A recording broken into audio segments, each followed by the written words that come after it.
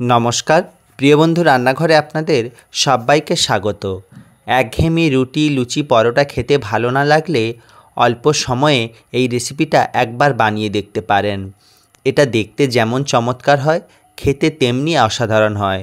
যে কোনো তরকারির সঙ্গে খেতে খুবই ভালো লাগে আর এতটাই সফট হয় যে ছোট থেকে বড় সবার খুব পছন্দ হবে, মুখে দিলেই মিলিয়ে যাবে আর অনেকক্ষণ পর্যন্ত এরকম সফট তুলোর মতো থাকবে। ভেতরটা হবে একদম স্পঞ্জি ও জালিদার। খুব সহজ এই রেসিপিটা যে কোনো নতুন বন্ধুরাও বানিয়ে নিতে পারবেন। তার জন্য পুরো ভিডিওটা স্কিপ না করে দেখার অনুরোধ রইল। এখানে নিয়ে নিয়েছি আটা। আমি এখানে রেসিপিটা আটা দিয়ে বানাচ্ছি, আপনারা চাইলে কিন্তু ময়দা দিয়েও বানাতে পারেন। এখানে আমি 2.5 কাপ মতো আটা নিয়েছি, প্রায় 400 গ্রাম মতো। আপনারা চাইলে পরিবারের সদস্য অনুযায়ী বাড়িয়ে কমিয়ে নিতে পারবেন। দিয়ে দিলাম স্বাদ মতো লবণ এবং সাদা তেল। এখানে আমি প্রায় 3 চামচের মতো সাদা তেল দিয়ে দিলাম। এবার শুকনো উপকরণগুলো খুব ভালো করে মিশিয়ে নেব আর একটু ভালো করে ময়াম দিয়ে নেব। এইভাবে হাত দিয়ে চেপে চেপে খুব সুন্দর করে ময়াম দিয়ে নিয়েছি আর তেলটাও খুব ভালোভাবে মিলিয়ে গেছে। আর আটাগুলো এরকমভাবে হাত দিয়ে প্রেস করলে এরকম একটু ডালা ডালা হয়ে যাচ্ছে। এবার এটাকে আমি একটু সরিয়ে রাখলাম। এবার একটি বাটিতে নিয়ে নিয়েছি 1 কাপ উষ্ণ গরম জল, তার মধ্যে দিয়ে দিলাম চিনি। এখানে 2 চামচ আমি চিনি দিয়েছি। এবার দিয়ে দিলাম 1 চামচ ইস্ট। এবার এটা খুব ভালো করে মিশিয়ে নেব। বন্ধুরা অবশ্যই কিন্তু উষ্ণ গরম জল ব্যবহার করতে হবে, তাহলে ইস্টটা খুব সহজেই অ্যাক্টিভ হয়ে যাবে। এবার ইস্ট মেশানো জলটা আমি আটার মধ্যে দিয়ে দিলাম। দেখুন ইস্টটা কিন্তু খুব সহজেই কত সুন্দরভাবে অ্যাক্টিভ হয়ে গেছে আর ফুলেও উঠেছে। ভালো করে আরেকবার মিশিয়ে নিয়ে এটা আমি দিয়ে দিলাম। এই 1 কাপ জলে কিন্তু আমি এখানে আটাটা মেখেছি।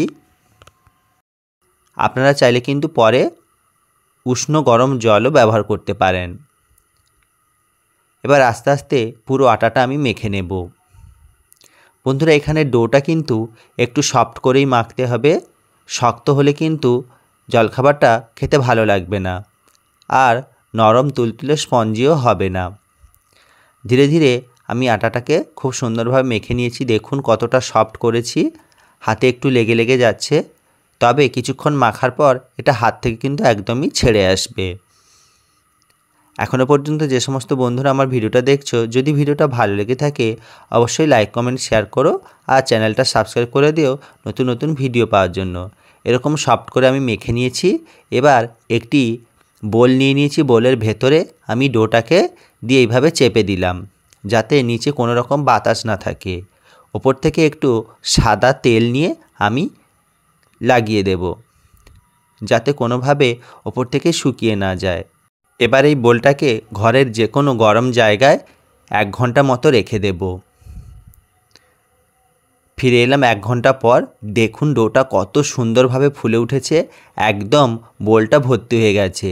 এবার আস্তে আস্তে এর ভেতর থেকে বাতাসটা আমি বের করে দেব। দেখুন কতটা কমে গেল।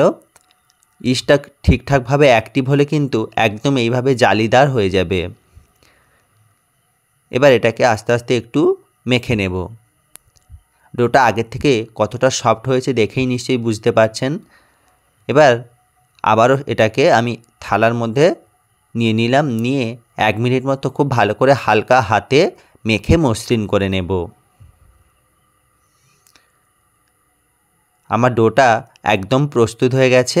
এবার এখান থেকে আমি লেচি কেটে নেব, যেইভাবে পরোটার লেচি বানায়।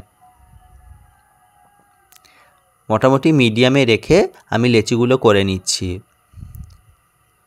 বন্ধুরা এই একই পদ্ধতিতে কিন্তু আপনারা নানপুরিও বানিয়ে নিতে পারবেন, খুবই সহজ। এবার ডোটাকে খুব ভালো করে মসৃণ করে নিচ্ছি। আমার সমস্ত ডোগুলো একদম প্রস্তুত। এবার বেলনের মধ্যে নিয়ে নিয়েছি অল্প একটু তেল যাতে ডোগুলো আটকে না যায়। এভাবে হাত দিয়ে একটু প্রেস করে নিলাম, দিয়ে একটু লম্বা লম্বা করে বেলে নিলাম, ঠিক যেইভাবে বাটার নান বানায় সেইভাবে। আজকের রেসিপি আমার নান পরোটা। অল্প তেলে আজকের এই পরোটাটা আমি বানিয়েছি। দেখুন এইভাবে লম্বা করে একটু বেলে নিয়েছি। বন্ধুরা একসঙ্গে কিন্তু সবকটা ডো বেলবো না, একটা একটা বেলবো এবং একটা একটা ভাজবো। এবার তাওয়াটা খুব ভালো করে গরম করে নিয়েছি, নিয়ে অল্প সামান্য তেল আমি দিয়ে দিয়েছি।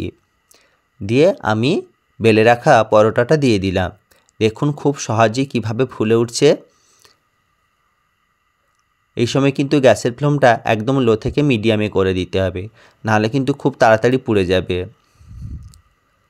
দেখুন একেবারেই বাটার নানের মতো ফুলে উঠছে। এবার এটাকে আস্তে করে আমি উল্টে দিলাম। একদম ফুলকো ফুলকো নরম তুলতুলে আমার কিন্তু প্রস্তুত হয়ে যাচ্ছে নান পরোটা। ছোট থেকে বড় সবার টিফিনে কিংবা জলখাবারে, অতিথি আপ্যায়নে এইটা খুব সহজে বানিয়ে নিতে পারেন। এবার অল্প সামান্য আবার একটু তেল দিয়ে দিলাম, দিয়ে উল্টে পাল্টে এটাকে আমি খুব ভালো করে ভেজে নিচ্ছি। একদম প্রস্তুত আজকের আমার নান পরোটা।